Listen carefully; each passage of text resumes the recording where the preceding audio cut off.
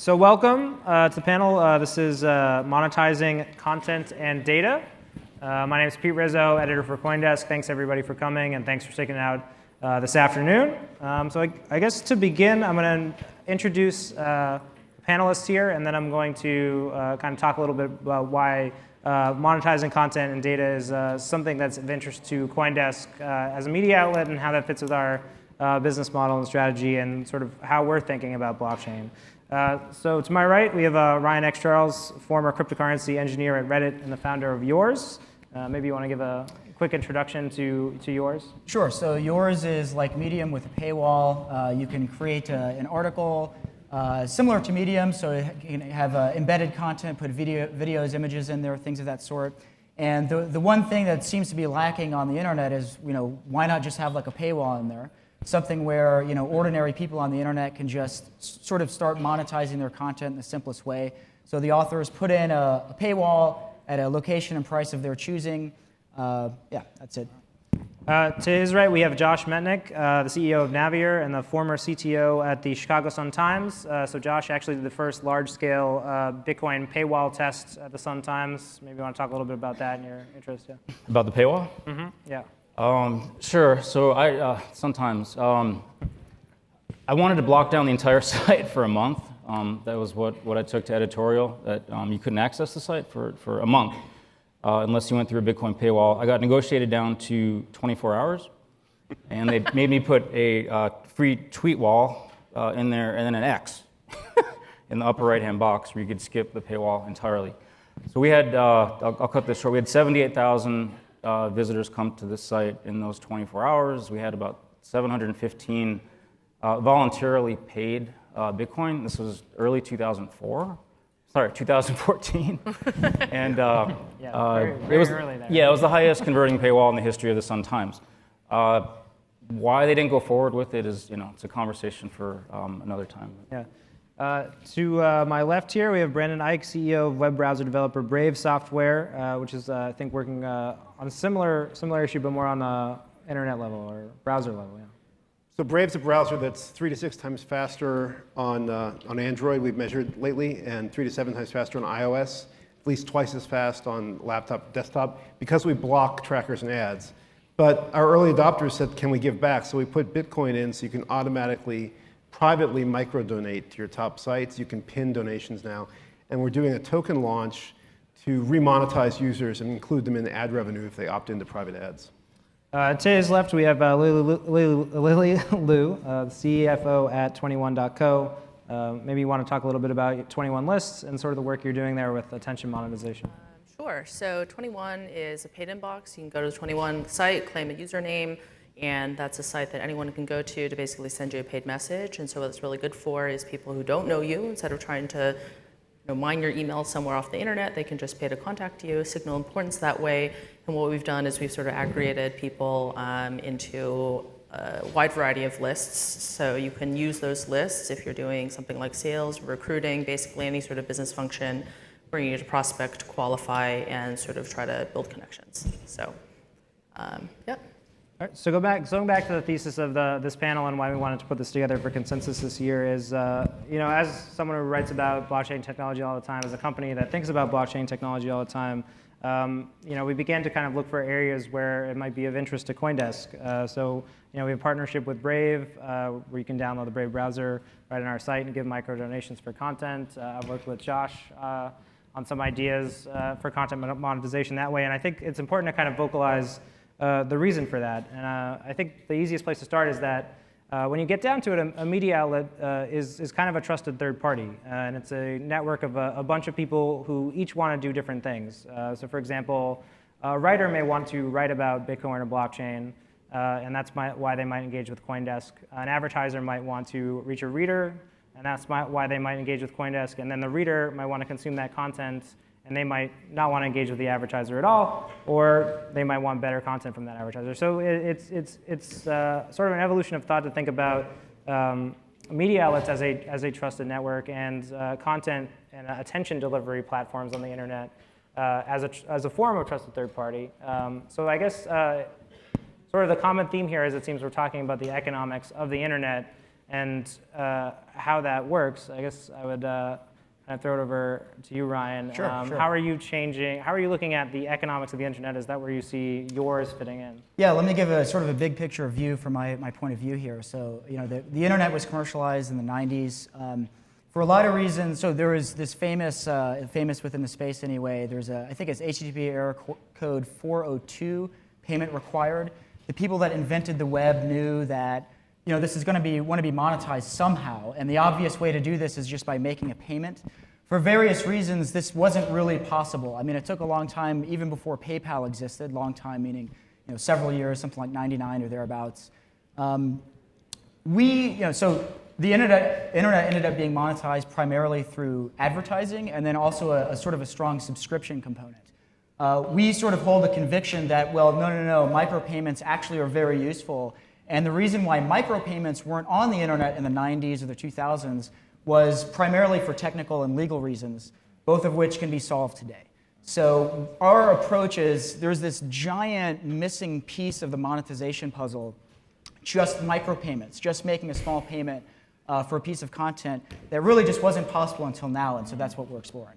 So Josh, why did you fight at the Sun-Times so hard for Bitcoin as a micropayments tool? Was it because you didn't like advertisers? As a user, you didn't like that experience? Or was there some thesis about blockchain and sort of how internet economy? Or maybe you can just explain. So I had this that Einsteinian definition of insanity. I keep trying the same thing, over and over and over and hoping for a different result, which, in my opinion, pretty much sums up pretty much every major newspaper, except for the top, 2 or 3. They just keep trying the same monetization techniques, over and over and over, and it's not working. I looked at the market cap of Pepe Cash today, and it's worth 3 times the amount that the Sun-Times sold for, along with 58 of its publications. It sold for $5 million plus, some assumed liabilities. The Sun-Times and 58 regional publications.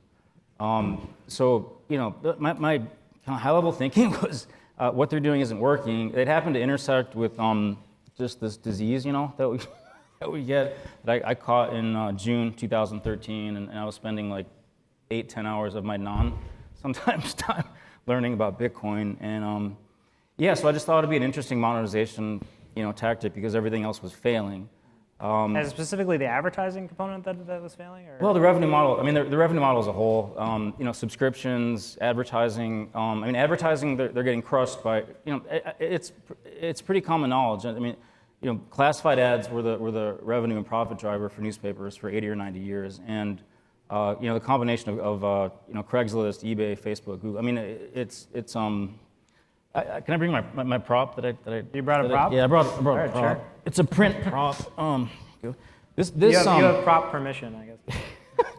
Thanks. I mean, I couldn't have timed this. I mean, this just came out a few days ago, and it's actually it's the Sun-Times the other day, and it's extremely thin.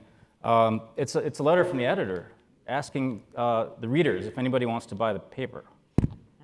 Wow.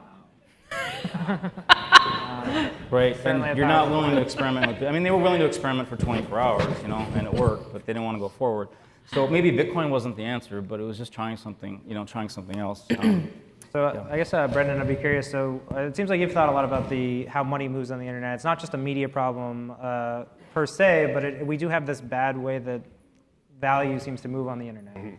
Yeah, there's a big hype around data now, and your data, and you're seeing a bunch of data management platforms get bought, and you're seeing the cat set among the pigeons whenever this happens. Like Merkle got bought by Dentsu Aegis, and suddenly all these publishers working with Merkle are like, where's my data? And so the publishers are battening down their hatches, but data is funny. It's not a commodity like pork bellies or sweet like crude. It's contextual, and if you get it down to the individual person, you're probably talking about PII. There's a lot of seasonality in it that could be valuable. You don't want to give it away. So a lot of this ID syncing in ad tech is transactional, and it's taking a lot of money out of the system. Right now, the only beneficiaries seem to be Google and Facebook. Everybody else is running for the exits, and it's not good for the publishers. It's taking out the middle of the revenue. I think it's interesting about Brave because when I gave the example about sort of the 3 primary colors of media having the readers, the creators, and the advertisers, there's actually a few more players in that value chain because there are things like browsers. Maybe you can talk a little bit about the tools that kind of allow those people to interact today. Yeah, browsers have been a passive agent that either is like a thin postmodern window frame like Chrome. It lets that beautiful Google website shine through, and it doesn't do anything for you in particular. It's not going to block ads or trackers. It may do some anti-phishing, sort of blacklisting of sites at most. Brave takes a more active view because that browser, you're trusting it. It runs on your device. It has access to all your data, your entire intent stream. I was talking to a guy with a startup that can recognize Karate Kid gestures just from the accelerometer in your phone. So, convolutional neural nets, recurrent neural nets. There's a lot of valuable data you trust your device with. The browser has to be on your side, otherwise it's going to be on somebody else's side and you're the chump. So I think the browser is either a passive agent, which means you're the chump, or it's something that you actually can use to take charge of your digital life. So I guess, Lily, I'd go back to that. 21 Lists is a product. How does it fit with the consumers, creators, advertising? It seems that, and I guess maybe you can tell us how you looked at data sharing on the internet and came up with that product.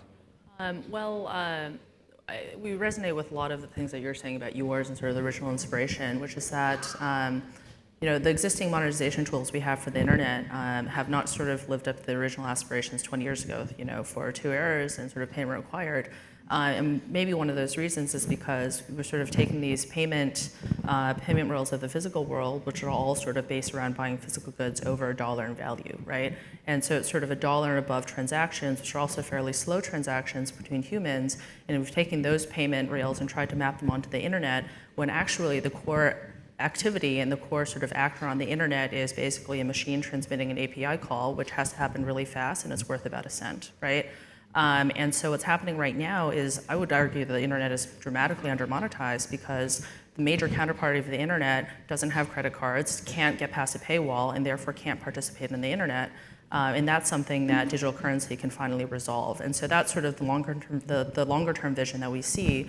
And that's sort of autonomous payments between machines, human-to-machine marketplaces, and that is sort of a big world to think about. But before we get there, you've got to get 1 billion people with a little bit of digital currency. Today we're all amongst this sort of rarefied group of maybe 15 million people with relatively a lot of Bitcoin. And with that, you don't really have those network effects and those closed-loop economies that allow people to actually transact sort of natively with digital currency and to monetize the digital economy. And so essentially what we have today is you have a situation where, if you imagine a physical world where you only had $100 bills to pay for anything, what would you do? I'd never be able to buy a bottle of water, right? I would subscribe to water. I would pool water with all of my friends. I would watch ads about water, and that's exactly what happens on the internet, where we're paying with our attention, and as sort of all consumers and readers and voracious ones on the internet, we're all paying for that as our form of micropayment. But what if we could instead actually be paid and also pay with micropayments on the internet? So that's sort of abstractly what our longer term sort of aspirations are, and sort of very near term, very concretely, we're using micropayments as a way of not just incentivizing attention on the internet, but actually by action, right? So instead of sort of relying on clicks and then eyeballs as being the only thing you can really buy en masse on the internet, now I can actually pay someone to respond to an email. I can pay someone to maybe send an email on my behalf to someone else. I can pay someone to maybe even deploy a node, right? All sorts of sort of micro actions where it's really about buying a couple of minutes of people's time in sort of service of also building this greater digital web and digital currency. Can you talk a little bit more? I know we talked backstage about social media outlets were sort of an inspiration for 21 Lists, and we had discussed how they're sort of trusted content providers or trusted aggregators of information or data. How did you look at that model? Was that the inspiration for something like 21 Lists? Yeah, well, the inspiration for 21 Lists is partially from that, but then also just noticing in so many different business processes, there's a common process you go through, which is you find a list of people you want to contact. Most of them you don't know, and then you either try to get warm interest to them, which doesn't really scale because you're asking for favors from your friends, or you do cold emails, which works about 5% of the time, or you do a LinkedIn email, which is somewhere between 5 and 10% of the time. So it's a really laborious effort we all go through, whether you're doing sales, recruiting, research, marketing, whatever it might be, right? So what if, and the sort of missing part of that equation as we saw it is that the end user, the end participant is asking to do work but not being compensated, right? You do email and Google makes money. You reply to messages on LinkedIn and LinkedIn is getting paid, but you're the one doing the work. So if you can actually share in the profits, then now it's much more sort of, I don't want to say fairer game, but it's a game that everyone's a little bit more excited to participate in, right? Yeah. I want to turn the conversation a little bit towards micropayments because that does seem to be a common theme here. In order to get content and data to be better monetized, we need micropayments, which means we need an infrastructure for that. And I think what we're finding, I guess, and I think Brian can speak to this, is that some of the existing blockchains we have, while the original assumption was that micropayments might work really well in those areas, we're finding that as blockchains get larger, as more people want to use them, as the communities have more disagreement about the path forward, that this isn't necessarily the case. So I guess, Ryan, you just moved over to Litecoin. We're planning to launch the solution on Bitcoin. You're still confident that blockchains are going to be able to deliver micropayments? Absolutely. So yeah, let me give a bit of a background and story here. So I've been in Bitcoin since 2011. I've been a sort of a long time, early adopter, so to speak, of Bitcoin. Our company is very Bitcoin friendly. For the past, 14 or so months that my co-founder and I have been working together, everything was based on Bitcoin.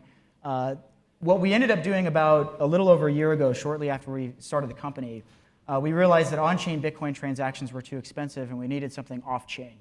So we spent basically an entire year developing a layer 2 solution for Bitcoin.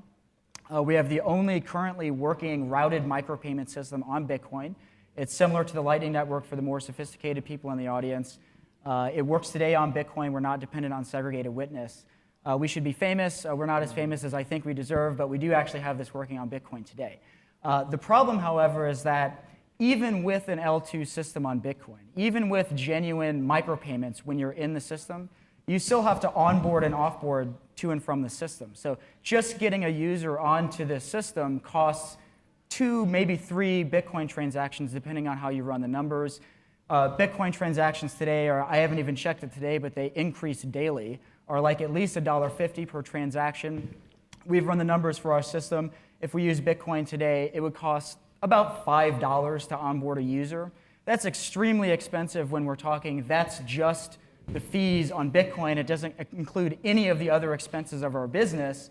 So we basically, and all of this is sort of accelerated in 2017. That is to say, the rising costs for on-chain transactions on Bitcoin. So we went shopping for a coin. We looked at the list of popular altcoins, and we're like, okay, well, we could use Ethereum because Ethereum is very popular, but it's completely technically different from Bitcoin. So we can't just suddenly switch from Bitcoin to Litecoin, from Bitcoin to Ethereum. Well, we looked at Litecoin, and Litecoin is almost exactly the same as Bitcoin. It's a little bit smaller, it's a little bit less widely used, but because it's technically almost equivalent to Bitcoin, we can pivot our infrastructure instantly to Litecoin. It took maybe a couple days to switch everything for various reasons. I mean, it could have been almost instant, but it took a couple days. So we switched to Litecoin because the on-chain fees are only like 5 cents or something. So onboarding a user costs maybe 10, maybe 15 cents. And because there is a lot more info, I'll skip on technical reasons here, but Litecoin has a lot of room to grow. It doesn't fundamentally solve the problem either. Litecoin is ultimately going to have the same problem that Bitcoin has today. But in any case, for the next, let's say, year, we'll be okay on Litecoin, and we'll defer what we're going to do when Litecoin has this problem for when that happens. So it seems like you still have, I guess, how do we know that with certainty that a blockchain will work out for micropayments? Well, if one blockchain doesn't work out, there are many. I mean, there's no reason why we have to use just one.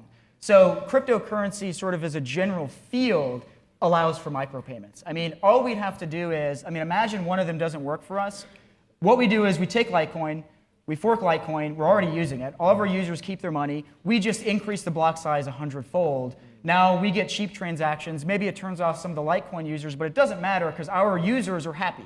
So that's what we would do. So long term, there are crystal clear answers to all this. Just raise the block size. Just raise the block size. It's not that hard. So that's what we would end up doing is forking it and using our own. So I'm confident there's an answer here. We'd rather not, but there's definitely an answer. I mean, technically, it's not that hard. Brendan, I was wondering if you could talk about your new token, basic attention token. Did you look at some of these problems, and then why did you eventually end up? So you did an ERC20 token, if I'm correct, which is a token on top of the Ethereum blockchain. I think the difference here I want to just highlight is that Litecoin is still an underlying blockchain. Here we have a token on top of a blockchain network that almost works as an internal app coin. And I think there's kind of an interesting difference here that maybe we can talk about a little bit. So how did you end up with that as the right solution? Sure. We started with Bitcoin, and we have Bitcoin in Brave. On the laptop, desktop browser, you can go to the preferences, and you'll find something other browsers don't have, which is a payments panel. You can fund your wallet, currently using Coinbase in the US. You have to have Bitcoin otherwise in other regions. There are a lot of user friction problems here. Most users don't have Bitcoin and won't get it. They think it's Silk Road. They're scared of it. So we're actually working with Stripe to do a very clean way to get people to fund their wallets. The idea for this offering in Brave that's already in beta is to support micro donations. We're not counting on this to fund the whole web, but some of our early users actually said, can I put some money in and spread it across my top sites anonymously and automatically? So you can't bother people with micropayments. It has to be automated. So we put a Chartbeats sort of viewability analytics in the browser. All browsers have kind of history mechanism already. And it's purely private on device. At the end of a 30-day uptime period, if you funded your wallet, the pro rata share among the sites you like goes to those sites. You can pin sites now if you want to do a Patreon-style tithing, whether you visit the site or not. You can send 10% of your monthly budget to Twitch or Wikipedia. We did that all with Bitcoin. And we still have this Stripe integration ahead of us. It's coming up fast. It will help because a lot of users just cannot deal with Bitcoin. And we're dealing with browser users here, just average lead users, I should say, maybe above average, but they're not necessarily Bitcoin people. They're looking for a faster, safer browser. They don't like ads, and they, in this case, want to give back. With the basic attention token on Ethereum, we're doing two things. One is we're raising funding for the company. I'll be frank about that. It's the new way to go. I think it's better. It's non-dilutive. The other thing we're doing is we're remonetizing our users. They've been totally excluded from the money flows, like Lily said. They've been sort of looted for their attention, abused. And a lot of them have gone to ad blockers, and Brave is an ad blocker by default. That's our baseline. We don't require you to donate. We don't require you to see ads. We want to get to a world where you can opt into ads and you're paid a revenue share for your attention. If the ads go in a private user private ad channel, ad slot, then you get the lion's share of the revenue. No pun on Brave, lion intended. And if we can partner with publishers to be an indirect partner, we can give them a much better revenue share than their current programmatic partners give them, because that world is a mess of too many middle players, arbitrage, fraud risk. Yeah, I guess speaking from the CoinDesk perspective, when I look at something like micropayments, I think a lot of times in this space, the thought process has really been, we can do micropayments, okay, great, we don't need advertisers anymore. But when you look at the models, advertising really does power a lot of media revenue models. Even an event like this is 72 billion last year in the US digital ad spend. Digital ad spend? Yeah, 160 billion globally, I think. But I think the interesting thing is, even though ad spend is consistently declining, there's also a stability there because you know that you're going to receive it. Whereas a lot of these early attempts at micropayments, we saw that people just didn't give, or when they were asked to give, we couldn't really get them to incentivize. We couldn't incentivize that action, which sort of gets to the old, I guess, the Nick Szabo problem of the high mental cost of micropayments. And I guess the idea here is that oftentimes, if you think about the internet as sort of consumer, creator, advertiser, the advertisers are the people with the most money. So I guess, Josh, I guess I would throw it over to you. Is there a way to engage advertisers in micropayments, or how do you think about that? Or is it really just going to the users and convincing them to adopt micropayments? We have to get this other party that maybe is already funding the system more involved? So I don't know if I have an answer, but I have some thoughts on how to approach it. I think there's a tremendous amount of bias in this room, right? I mean, there's probably a few spies in here, but there's a tremendous amount of blockchain bias in the room. And why I bring that up is I think, like for a newspaper, for the Sun-Times or for any IT project, if you will, I think the hardest thing is to be honest. I mean, the hardest thing is to ask oneself, is a blockchain, slash cryptocurrency solution the best, or among the best solutions for my given problem? So then it's, well, okay, what's the problem? And if the problem is monetizing content, the problem is declining revenues, then I think I put up a website. It's not a very good website. My HTML skills stopped at 1.0 in '94. But it's a newspapers plural .rip. Then they've got a newspapers.lol. It's like the new domain names. It resolves fine in Brave and it resolves fine in Chrome. It doesn't work in Safari. I just put some stats up there. So the one problem which I think hasn't been addressed successfully, which I think would work really well with cryptocurrencies, and was talked a little bit in other contexts here.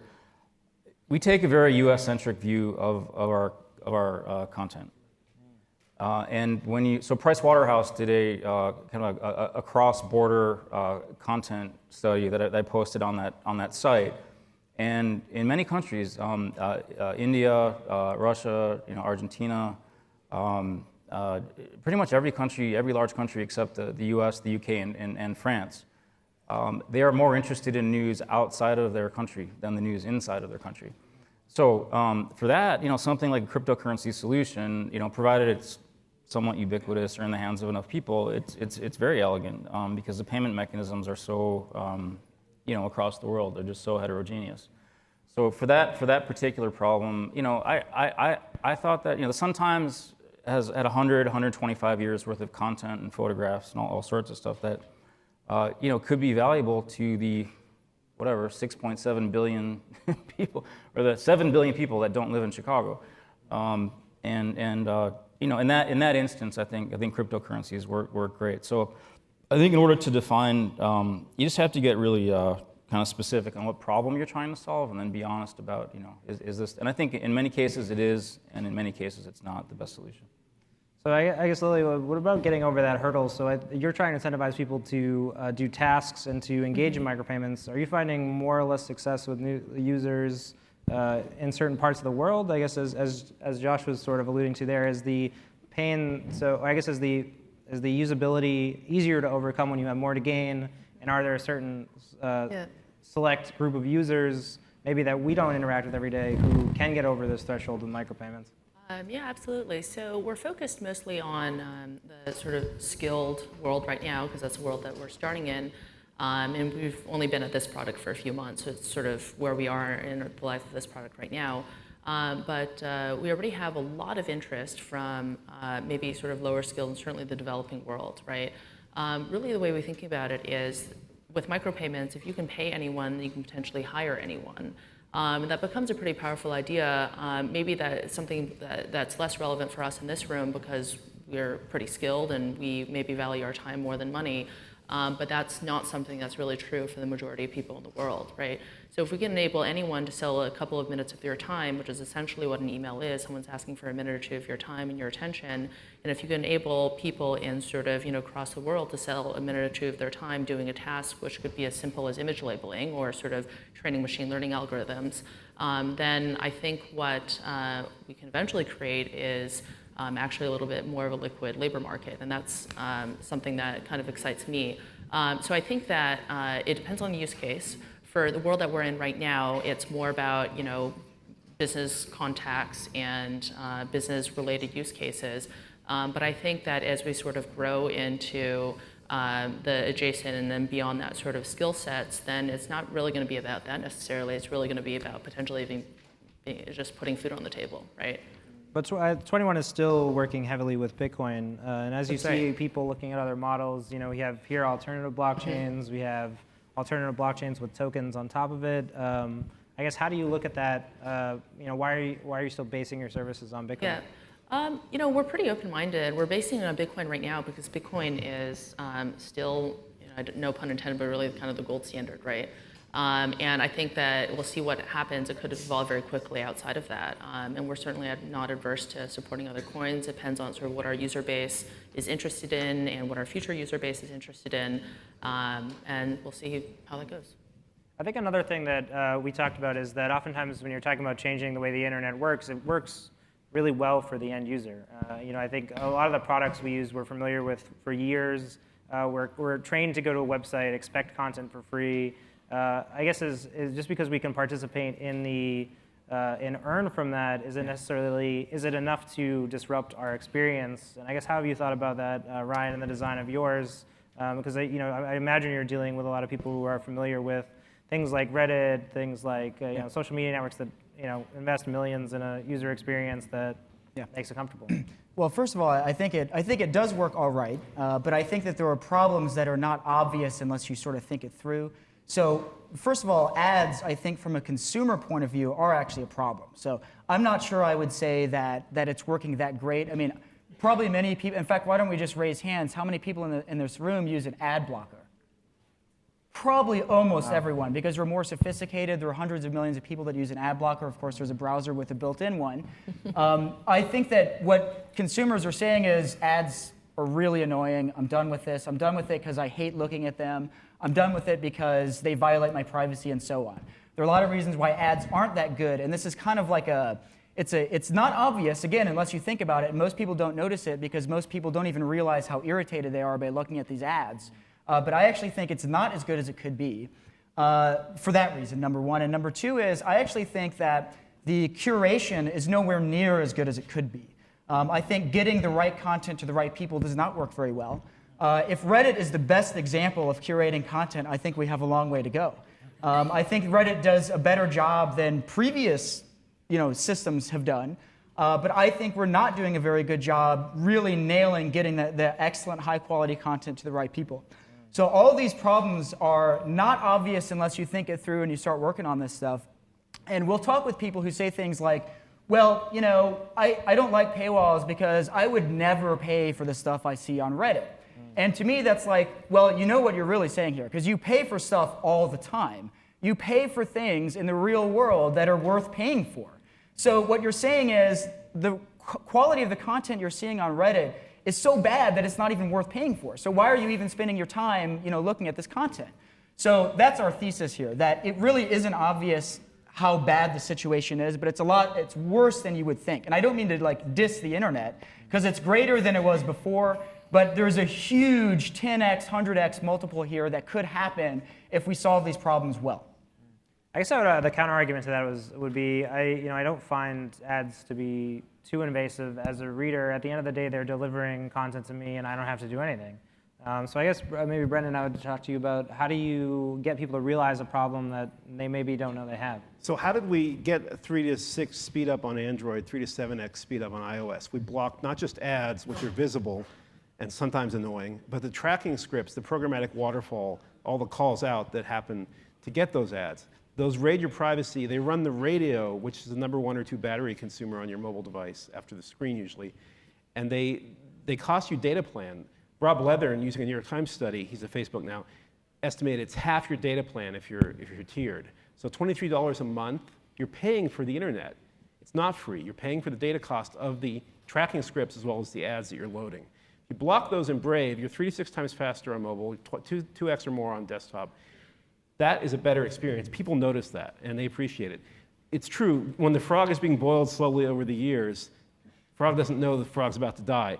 A lot of frogs are jumping out of that boiling pot, getting ad blockers. And it's 600 million users adopting ad blockers globally. It's a big thing by default. I think UC Web was a big browser in Asia, parts of India, and it got bought by Alibaba, and it blocks by default. It's an inspiration to Brave. So I think there's a new set of web standards coming that have to get rid of this chaotic system that evolved on top of the cookie, cross-site image, JavaScript, my fault, was an opportunistic system that led to all this parasitism and arbitrage and this entry points for fraud and malware.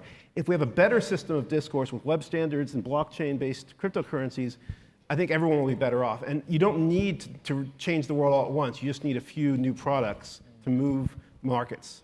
That's Lilia, the way I would kind of rephrase that is there, it seems like we're working at the margins right now. We're trying to get the people who are converted to this idea to adopt a new way. How do you gain enough traction with that to really gain a critical mass?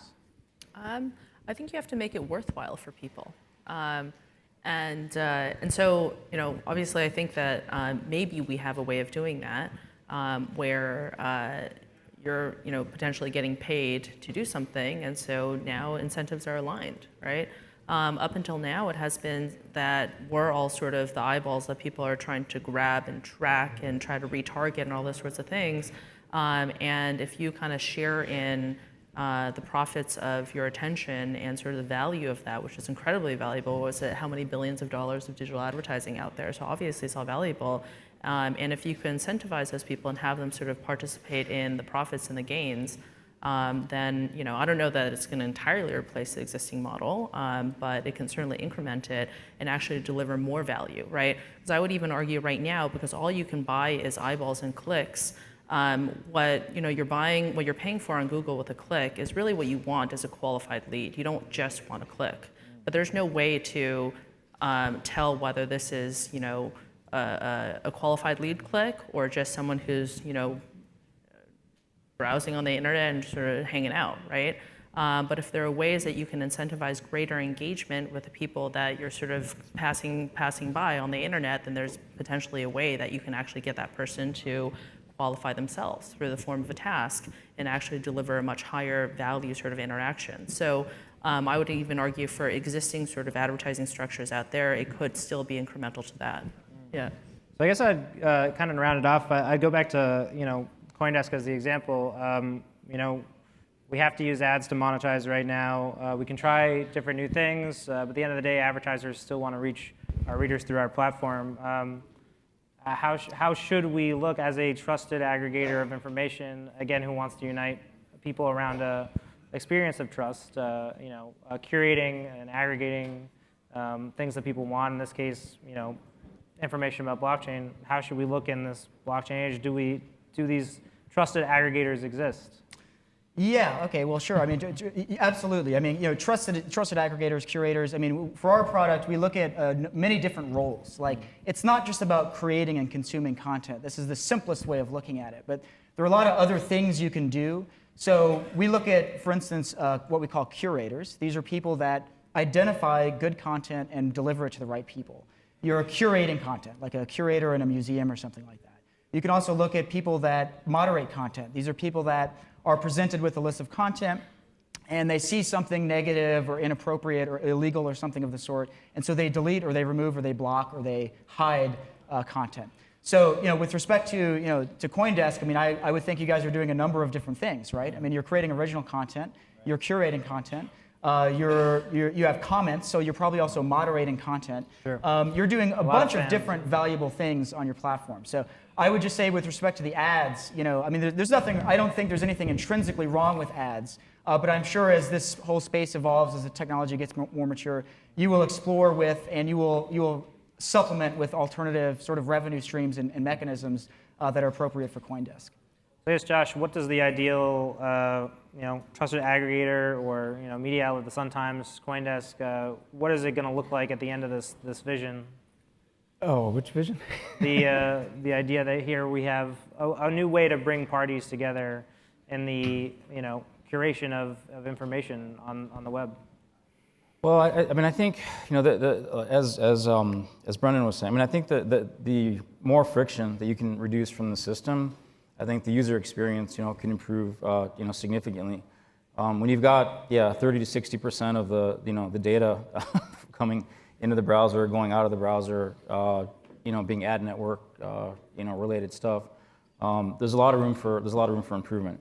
I was gonna say when I go to like Google News, it happens pretty often now, and I tweet about it each time it happens. Like I go to Google News, I look for an article. It's on the New York Times. I click on the article because I want to read it, and then bam, the paywall comes up. It would be awesome. We're not there yet, but it would be awesome if I could just tap a button on the browser, pay 25 cents, pay 10 cents, whatever, read the article, be done with it. Instead, they think we're fools. They think, we don't read the fine print that says you're signing up for $300 a year subscription, but it starts at $4.99 a week or whatever, So I go to another site, or I find somebody, cut and paste the article on another site. That's what happens. So, what it's going to look like in the future, I don't know, but I think there are a lot of specific problems that can be solved one problem at a time with this technology. Brendan, you're talking to publishers. We are. What do the dinosaurs do? I mean, they're all in trouble, and they are generally slow to change. I'll say there's some that are innovative, like CoinDesk. The best way we could slot it in is as a programmatic ad partner, sort of a supply-side platform, and that's going to take time. So the first thing we'll do with the token is try to pay users directly for ads that go in user private slots, like I mentioned. I do think there are great ideas with the token. You could gift wrap a link. I subscribe to ft.com. I could see a page I like and send it to some friends who don't subscribe, wrap it with a token so they can view it, and their view is paid for. They don't have to be forced through that terrible user interface of that paywall. Maybe they like FT and they'll subscribe later. I think that's one way to break down the barriers. Lily, any final thoughts on that? Yeah, well, we even tried something with Consensus and CoinDesk on Sunday night. I think you probably all would have received the email, actually, where Consensus and CoinDesk as a media outlet actually has quite a following, right? So thousands of people come to this conference. And so we actually partnered with CoinDesk to send out an email which contained a paid survey. And so the idea is that it's basically a form of advertising, right? But it's a form of advertising that Consensus or CoinDesk can do over and over again because it doesn't exhaust the readers simply because the readers are actually participating. So that's something that we sort of piloted and we'll do more variations of that for media outlets. But folks have lots of are attention rich but cash poor. Cool. Yeah. Great. I'd like to thank our panelists here. Thank you guys for sticking through the panel, and hope you enjoy the rest of the day.